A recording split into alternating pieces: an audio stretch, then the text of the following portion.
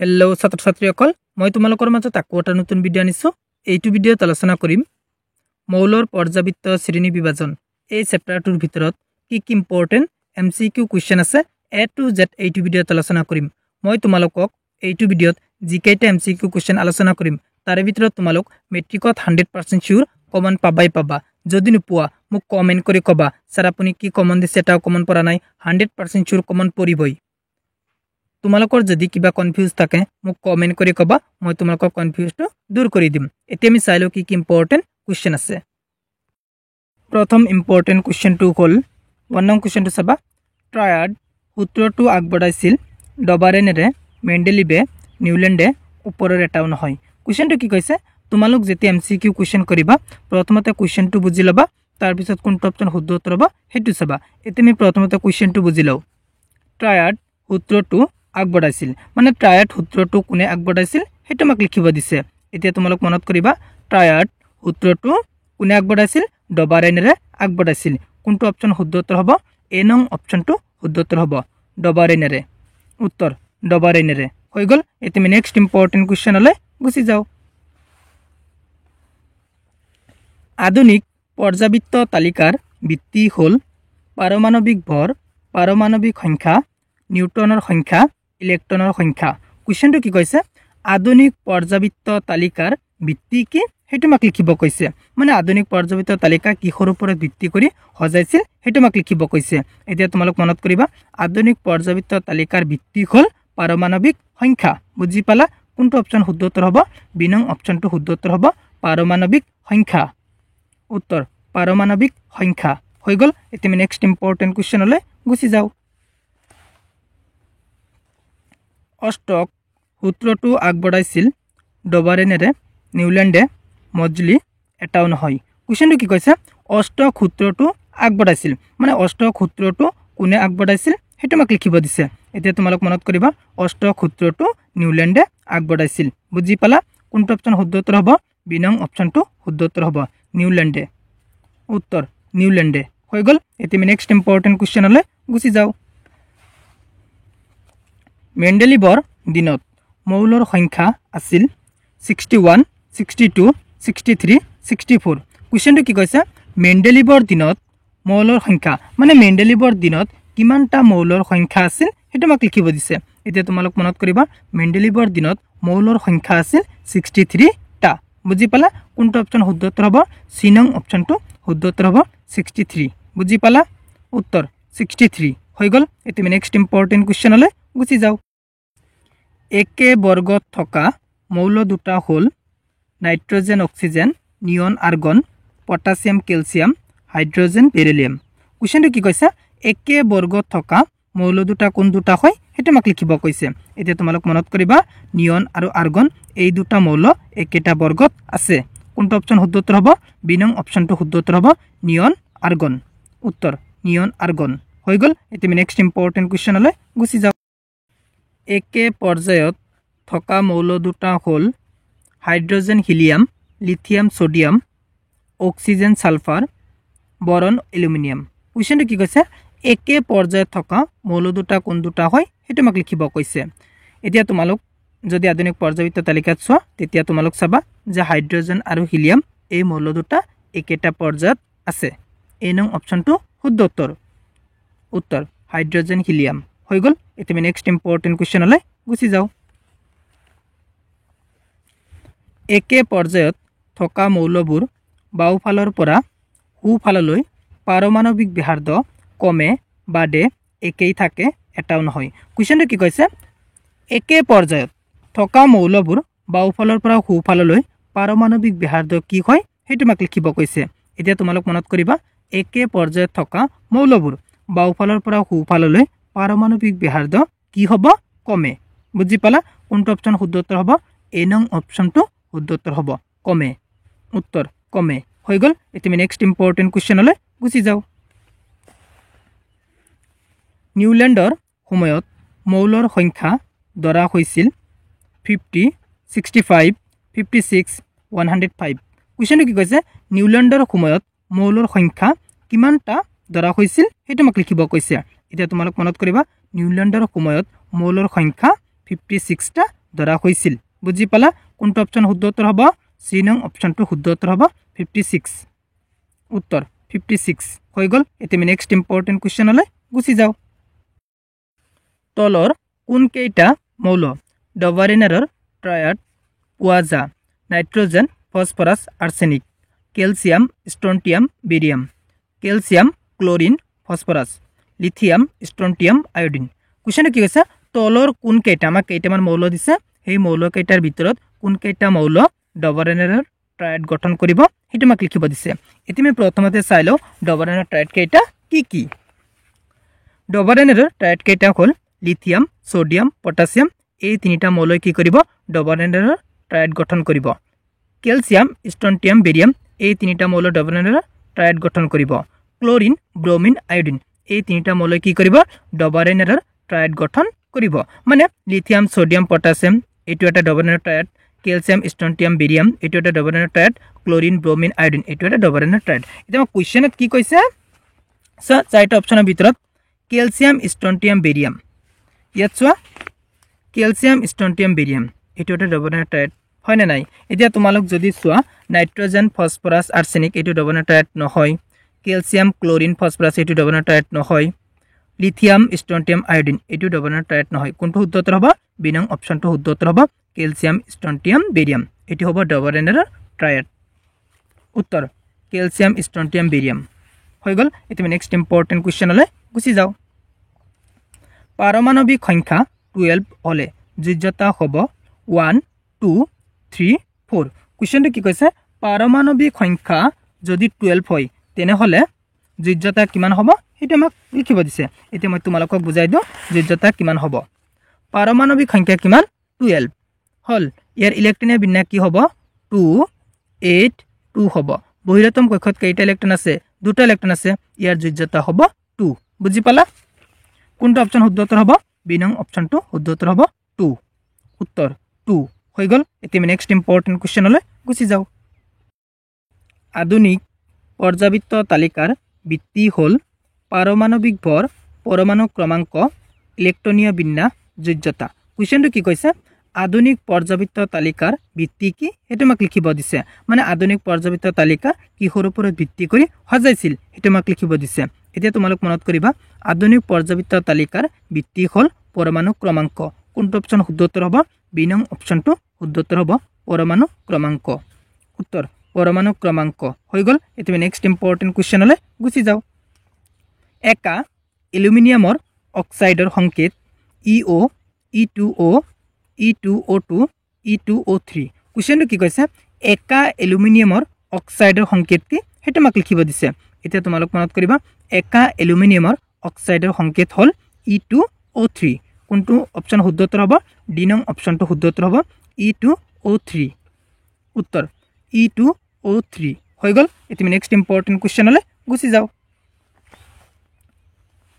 ক্ষাৰ ধাতুসমূহৰ বহিতম খোলত থকা ইলেক্ট্ৰনৰ সংখ্যা হৈছে 1 2 3 4 কোৱেশ্চনটো কি কৈছে ক্ষাৰ ধাতুসমূহৰ বহিতম খোলত কেইটা ইলেক্ট্ৰন আছে হেতু আমাক লিখিব কৈছে বা কেইটা ইলেক্ট্ৰন থাকে হেতু আমাক লিখিব কৈছে এতিয়া তোমালোক মনত কৰিবা ক্ষাৰ ধাতুসমূহৰ বহিতম খোলত থকা ইলেক্ট্ৰনৰ সংখ্যা এটা বুজি পালা কোনটো অপচন শুদ্ধ উত্তৰ হ'ব এ নং অপচনটো শুদ্ধ উত্তৰ হ'ব এটা উত্তৰ 1 হৈ গল এতিয়া নেক্সট ইম্পৰ্টেন্ট কোৱেশ্চনলৈ গুছি যাও পৰ্যাবৃত্ত তালিকাৰ কেইটা বৰ্গ আছে 16টা 12টা 17টা 18টা কোৱেশ্চনটো কি কৈছে পৰ্যাবৃত্ত তালিকাত কেইটা বৰ্গ আছে হেতু আমাক লিখিব কৈছে এতিয়া তোমালোক মনত কৰিবা পৰ্যাবৃত্ত তালিকাত 18টা বৰ্গ আছে কোনটো অপচন শুদ্ধ উত্তৰ হ'ব ডি নং অপচনটো শুদ্ধ উত্তৰ হ'ব 18টা উত্তৰ 18টা হৈ গল এতিয়া নেক্সট ইম্পৰ্টেন্ট কোৱেশ্চনলৈ গুছি যাও মেণ্ডেলিভৰ তালিকাখনক কি বুলি কোৱা হয় পৰ্যাবৃত্ত তালিকা পৰ্যায়ক্ৰম তালিকা মৌল তালিকা এটাও নহয় কোৱেশ্চনটো কি কৈছে মেণ্ডেলিভৰ তালিকাখনক কি বুলি কোৱা হয় হেতু আমাক লিখিব কৈছে এতিয়া তোমালোক মনত কৰিবা মেণ্ডেলিভৰ তালিকাখনক পৰ্যাবৃত্ত তালিকা বুলি কোৱা হয় কোনটো অপচন শুদ্ধ উত্তৰ হ'ব এ নং অপচনটো শুদ্ধ উত্তৰ হ'ব পৰ্যাবৃত্ত তালিকা উত্তৰ পৰ্যাবৃত্ত তালিকা হৈ গল এতিয়া নেক্সট ইম্পৰ্টেন্ট কোৱেশ্চনলৈ গুছি যাও পৰ্যাবৃত্ত তালিকাৰ পৰ্যায় কাক বোলে থিয়কৈ থকা শাৰীবোৰক পথালিকৈ থকা শাৰীবোৰক কোণীয়াকৈ থকা শাৰীবোৰক ওপৰৰ এটাও নহয় কুৱেশ্যনটো কি কৈছে পৰ্যাবৃত্ত তালিকাৰ পৰ্যায় কাক বোলে সেইটো আমাক লিখিব দিছে এতিয়া তোমালোক মনত কৰিবা পৰ্যাবৃত্ত তালিকাৰ পৰ্যায় কাক বোলে পৰ্যাবৃত্ত তালিকাত পথালিকৈ থকা শাৰীবোৰক পৰ্যায় বুলি কোৱা হয় বুজি পালা কোনটো অপচন শুদ্ধ উত্তৰ হ'ব বি নং অপচনটো শুদ্ধ উত্তৰ হ'ব পথালিকৈ থকা শাৰীবোৰক কি বোলে পৰ্যায় বোলে উত্তৰ পথালিকৈ থকা শাৰীবোৰক হৈ গ'ল এতিয়া নেক্সট ইম্পৰ্টেণ্ট কুৱেশ্যনলৈ গুচি যাওঁ আধুনিক পৰ্যাবৃত্ত তালিকাত পৰ্যায় আৰু বৰ্গৰ সংখ্যা কিমান কুৱেশ্যনটো কি কৈছে আধুনিক পৰ্যাবৃত্ত তালিকাত পৰ্যায় আৰু বৰ্গৰ সংখ্যা কিমানটা সেইটো আমাক লিখিব কৈছে এতিয়া তোমালোক মনত কৰিবা আধুনিক পৰ্যাবৃত্ত তালিকাত পৰ্যায়ৰ সংখ্যা হ'ল 7টা আৰু বৰ্গৰ সংখ্যা কিমানটা 18টা বুজি পালা কোনটো অপচন শুদ্ধ উত্তৰ হ'ব ডি নং অপচনটো শুদ্ধ উত্তৰ হ'ব 7টা পৰ্যায় আৰু 18টা বৰ্গ আছে ক'ত আছে আধুনিক পৰ্যাবৃত্ত তালিকাত আছে বুজি পালা ডি নং অপচনটো শুদ্ধ উত্তৰ উত্তৰ 7টা পৰ্যায় আৰু 18টা বৰ্গ হৈ গ'ল এতিয়া নেক্সট ইম্পৰ্টেণ্ট কুৱেশ্যনলৈ গুচি যাওঁ বৰ্গ এটাত মৌলৰ যোজ্যতাৰ কি পৰিৱৰ্তন হয় কমে বাদে একো পৰিৱৰ্তন নহয় ওপৰৰ এটাও নহয় কুৱেশ্যনটো কি কৈছে বৰ্গ এটাত মৌলৰ যোজ্যতাৰ কি পৰিৱৰ্তন হয় সেইটো আমাক লিখিব কৈছে এতিয়া তোমালোক মনত কৰিবা বৰ্গ এটাত মৌলৰ যোজ্যতাৰ একো পৰিৱৰ্তন নহয় বুজি পালা কোনটো অপচন শুদ্ধ উত্তৰ হ'ব চি নং অপচনটো শুদ্ধ উত্তৰ হ'ব একো পৰিৱৰ্তন নহয় উত্তৰ একো পৰিৱৰ্তন নহয় হৈ গ'ল এতিয়া নেক্সট ইম্পৰ্টেণ্ট কুৱেশ্যনলৈ গুচি যাওঁ 1800 চনমানত কিমানটা মৌলৰ বিষয়ে জনা গৈছিল 28টা 29টা 30টা 31টা কুৱেশ্যনটো কি কৈছে 1800 চনমানত কিমানটা মৌলৰ বিষয়ে জনা গৈছিল সেইটো আমাক লিখিব দিছে এতিয়া তোমালোক মনত কৰিবা 1800 চনমানত 30টা মৌলৰ বিষয়ে জনা গৈছিল বুজি পালা কোনটো অপচন শুদ্ধ উত্তৰ হ'ব চি নং অপচনটো শুদ্ধ উত্তৰ হ'ব 30টা উত্তৰ 30টা হৈ গ'ল এতিয়া নেক্সট ইম্পৰ্টেণ্ট কুৱেশ্যনলৈ গুচি যাওঁ লিথিয়ামৰ পাছৰ অষ্টম মৌলটো হ'ল সোডিয়াম পটাছিয়াম ৰুবিডিয়াম এটাও নহয় কুৱেশ্যনটো কি কৈছে লিথিয়ামৰ পাছৰ অষ্টম মৌলটো কোনটো হয় সেইটো আমাক লিখিব দিছে এতিয়া তোমালোক মনত কৰিবা লিথিয়ামৰ পাছৰ অষ্টম মৌলটোৰ নাম হ'ল সোডিয়াম বুজি পালা এ নং অপচনটো শুদ্ধ উত্তৰ উত্তৰ সোডিয়াম হৈ গ'ল এতিয়া নেক্সট ইম্পৰ্টেণ্ট কুৱেশ্যনলৈ গুচি যাওঁ বৰ্গ এটাত ওপৰৰ পৰা তললৈ ক্ৰমে কক্ষবোৰৰ সংখ্যা কমে বাদে একেই থাকে এটাও নহয় কুৱেশ্যনটো কি কৈছে বৰ্গ এটাত ওপৰৰ পৰা তললৈ কক্ষবোৰৰ সংখ্যা কি হয় সেইটো আমাক লিখিব দিছে এতিয়া তোমালোক মনত কৰিবা বৰ্গ এটাত ওপৰৰ পৰা তললৈ কক্ষবোৰৰ সংখ্যা বাদে বুজি পালা কোনটো অপচন শুদ্ধ উত্তৰ হ'ব বি নং অপচনটো শুদ্ধ উত্তৰ হ'ব বাদে উত্তৰ বাদে হৈ গ'ল এতিয়া নেক্সট ইম্পৰ্টেণ্ট কুৱেশ্যনলৈ গুচি যাওঁ হাইড্ৰজেন পৰমাণুৰ পাৰমাণৱিক ব্যাসাৰ্ধ হ'ল 37 pm 38 pm 39 pm 40 pm কুৱেশ্যনটো কি কৈছে হাইড্ৰজেন পৰমাণুৰ পাৰমাণৱিক ব্যাসাৰ্ধ কিমান সেইটো আমাক লিখিব কৈছে এতিয়া তোমালোক মনত কৰিবা হাইড্ৰজেন পৰমাণুৰ পাৰমাণৱিক ব্যাসাৰ্ধ হ'ল 37 pm কোনটো অপচন শুদ্ধ উত্তৰ হ'ব এ নং অপচনটো শুদ্ধ উত্তৰ হ'ব 37 pm উত্তৰ 37 pm হৈ গ'ল এতিয়া নেক্সট ইম্পৰ্টেণ্ট কুৱেশ্যনলৈ গুচি যাওঁ এটা পৰমাণুৰ ইলেক্ট্ৰনীয় বিন্যাস হ'ল 287 তলৰ মৌলবোৰৰ কোনটোৰ সৈতে ইয়াৰ ৰাসায়নিক সাদৃশ্য থাকিব বন্ধনীৰ ভিতৰত পাৰমাণৱিক সংখ্যাবোৰ দিয়া হৈছে নাইট্ৰজেন 7 ফ্লোৰিন 9 ফসফৰাছ 15 আৰ্গন 18 এইটো কুৱেশ্যন অনহলিনীৰ কুৱেশ্যন এইটো কুৱেশ্যন মই আগতে বুজাই থৈ দিছোঁ যদি তোমালোক চোৱা নাই ডেছক্ৰিপশ্যনত লিংক আছে চাই লোৱা এইটো কুৱেশ্যনৰ শুদ্ধ উত্তৰ কোনটো হ'ব বি নং অপচনটো শুদ্ধ উত্তৰ হ'ব ফ্লোৰিন 9 উত্তৰ ফ্লোৰিন 9 হৈ গ'ল এতিয়া নেক্সট ইম্পৰ্টেণ্ট কুৱেশ্যনলৈ গুচি যাওঁ মৌল এক্সে এক্স ক্লোৰাইড সংকেতেৰে ক্লোৰাইড গঠন কৰে ই উচ্চ গলনাংকযুক্ত এটা গোটা পদাৰ্থ মৌল এক্স তলৰ কোনটোৰ সৈতে একেটা বৰ্গত থকাৰ সম্ভাৱনা সবতকৈ বেছি সোডিয়াম মেগনেছিয়াম এলুমিনিয়াম সিলিকন এইটো কুৱেশ্যনো অনহলনিৰ কুৱেশ্যন এইটো কুৱেশ্যন মই আগতে বুজাই থৈ দিছোঁ যদি তোমালোক চোৱা নাই ডেছক্ৰিপশ্যনত লিংক আছে চাই লোৱা এইটো কুৱেশ্যনৰ শুদ্ধ উত্তৰ হ'ব মেগনেছিয়াম বি নং অপশ্যনটো শুদ্ধ উত্তৰ মেগনেছিয়াম হৈ গ'ল এতিয়া আমি নেক্সট ইম্পৰ্টেণ্ট কুৱেশ্যনলৈ গুচি যাওঁ পৰ্যাবৃত্ত তালিকাৰ পৰ্যায়বোৰত বাওঁফালৰ পৰা সোঁফাললৈ যাওঁতে ঘটা পৰিৱৰ্তনৰ প্ৰকৃতিৰ ওপৰত আগবঢ়োৱা তলৰ উক্তিসমূহৰ কোনটো উক্তি শুদ্ধ নহয় মৌলবোৰ কম দাতৱধৰ্মী হৈ পৰে যোজক ইলেক্ট্ৰনৰ সংখ্যা বাদে পৰমাণুবোৰে সিহঁতৰ যোজক ইলেক্ট্ৰন অধিক সহজে হেৰুৱাই অক্সাইডবোৰ বেছি আম্লিক হৈ পৰে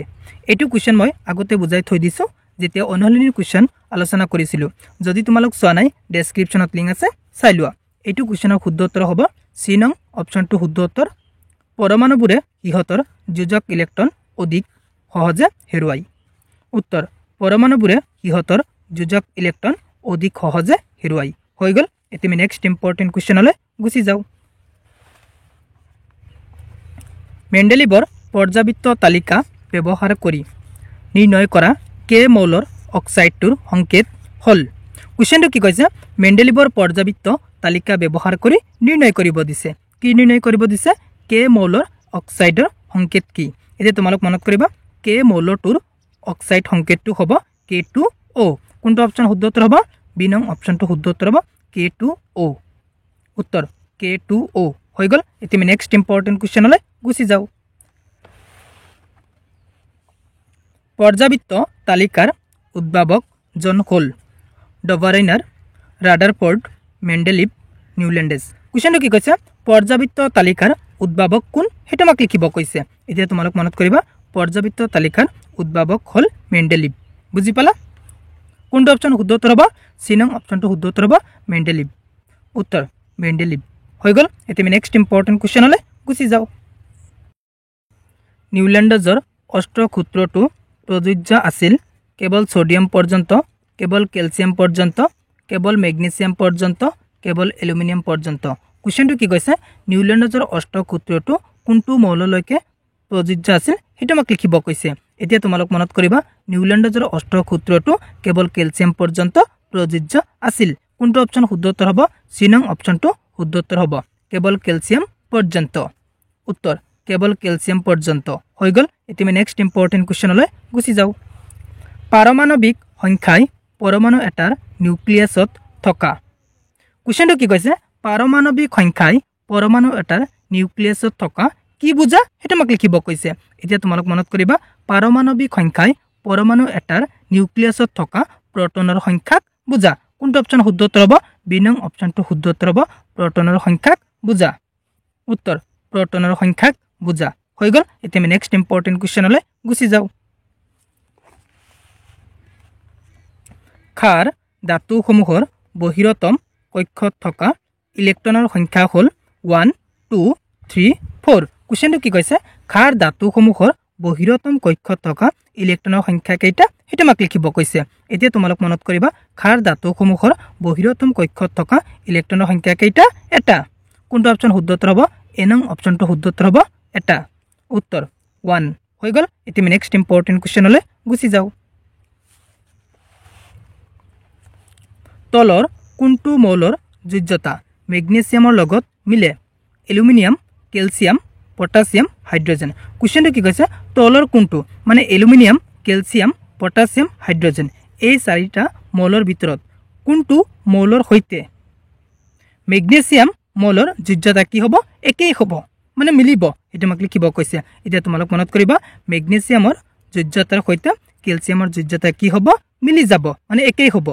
কোনটো অপশ্যন শুদ্ধ উত্তৰ হ'ব বি নং অপশ্যনটো শুদ্ধ উত্তৰ হ'ব কেলছিয়াম উত্তৰ কেলছিয়াম হৈ গ'ল এতিয়া আমি নেক্সট ইম্পৰ্টেণ্ট কুৱেশ্যনলৈ গুচি যাওঁ তলৰ কোনটো মৌলৰ ইলেক্ট্ৰনীয় বিন্যাস হ'ল 288 হাইড্ৰজেন হিলিয়াম আৰ্গন নিয়ন কুৱেশ্যনটো কি কৈছে তলৰ কোনটো মানে হাইড্ৰজেন হিলিয়াম আৰ্গন আৰু নিয়ন এই চাৰিটাৰ ভিতৰত কোনটো মৌলৰ ইলেক্ট্ৰনীয় বিন্যাস 288 এইটো শুদ্ধ উত্তৰ হ'ব কোনটো আৰ্গন আৰ্গন মৌলৰ ইলেক্ট্ৰনীয় বিন্যাস হ'ব 288 কোনটো অপশ্যন শুদ্ধ উত্তৰ হ'ব চি নং অপশ্যনটো শুদ্ধ উত্তৰ হ'ব আৰ্গন উত্তৰ আৰ্গন হৈ গ'ল এতিয়া আমি নেক্সট ইম্পৰ্টেণ্ট কুৱেশ্যনলৈ গুচি যাওঁ সাধাৰণতে ধাতু আৰু অধাতুৰ অক্সাইডবোৰ হ'ল আম্লিক আৰু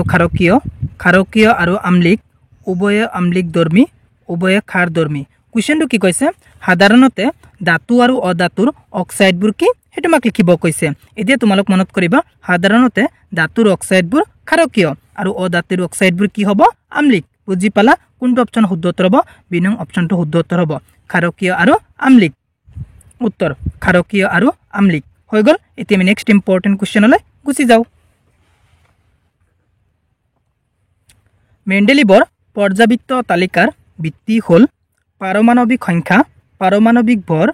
মৌলৰ ভৌতিক অৱস্থা ওপৰৰ এটাও নহয় কুৱেশ্যনটো কি কৈছে মেণ্ডেলিভৰ পৰ্যাবৃত্ত তালিকাৰ ভিত্তি কি সেইটো আমাক লিখিব কৈছে এতিয়া তোমালোক মনত কৰিবা মেণ্ডেলিভৰ পৰ্যাবৃত্ত তালিকাৰ ভিত্তি হ'ল পাৰমাণৱিক ভৰ বুজি পালা কোনটো অপচন শুদ্ধ উত্তৰ হ'ব বি নং অপচনটো শুদ্ধ উত্তৰ হ'ব পাৰমাণৱিক ভৰ উত্তৰ পাৰমাণৱিক ভৰ হৈ গ'ল মই এইটো ভিডিঅ'ত যিকেইটা MCQ কুৱেশ্যন আলোচনা কৰিলোঁ তাৰে ভিতৰত তোমালোক মেট্ৰিকত 100% চিয়ৰ কমন পাবা তোমালোক ভালকৈ পঢ়ি যাবা যদি কোনোবা এটা কুৱেশ্যনৰ উত্তৰ কনফিউজ লাগে তেনেহ'লে মোক কমেণ্ট কৰি ক'বা মই তোমালোকক কনফিউজটো দূৰ কৰি দিবলৈ চেষ্টা কৰিম